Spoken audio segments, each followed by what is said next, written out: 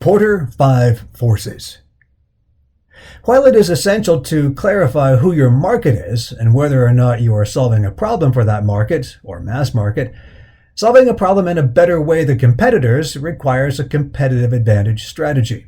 Here we take a closer look at the various forms of competitors.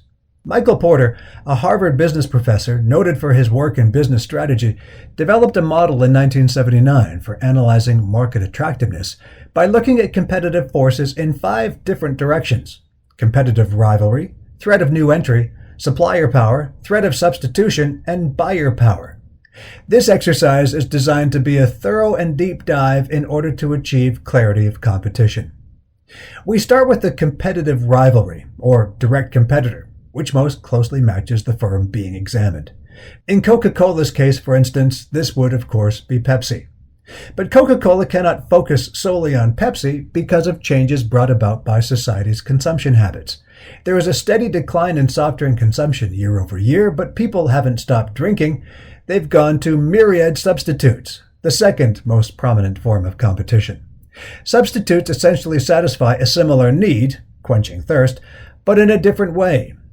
Bottled water, energy drinks, juice, or any combination of these become competitive threats to Coca-Cola via substitution. Substitutes are also known as indirect competitors. The degree of ease in becoming a competitor to Coca-Cola, whether offering another soda or a different kind of liquid refreshment, represents the next type of competition: barriers to entry, or put another way, threat of new entrants. Interestingly, a growing consumer trend toward local buying of more handmade products indicates a growing threat of new entrants because of ease of entry. Thus, we see the proliferation of craft sodas riding on the coattails of craft beer.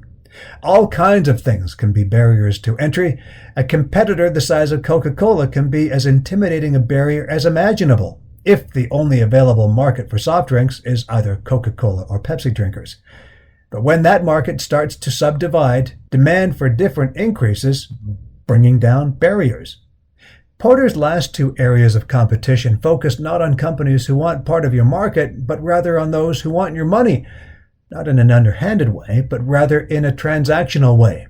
Buyer power identifies your buyers who wish to pay you less than what your offer is, while supplier power demonstrates how suppliers to your product wish to charge a price higher than you're willing to pay. Say you're starting a new homemade soda brand. You're going to need sweeteners, packaging, flavoring, and so on from suppliers. While they are your business partners, they also have a mandate to maximize profit. Thus, they're not going to give away their supply.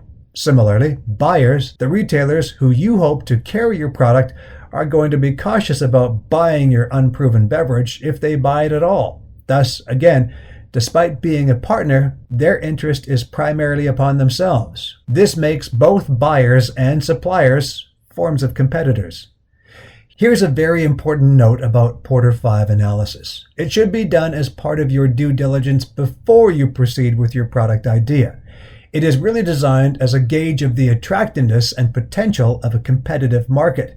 You would still continue to use this tool after launch, but there's no more valuable time than before you invest the time, money, and energy to learn what sharks lurk in the competitive waters you plan to enter.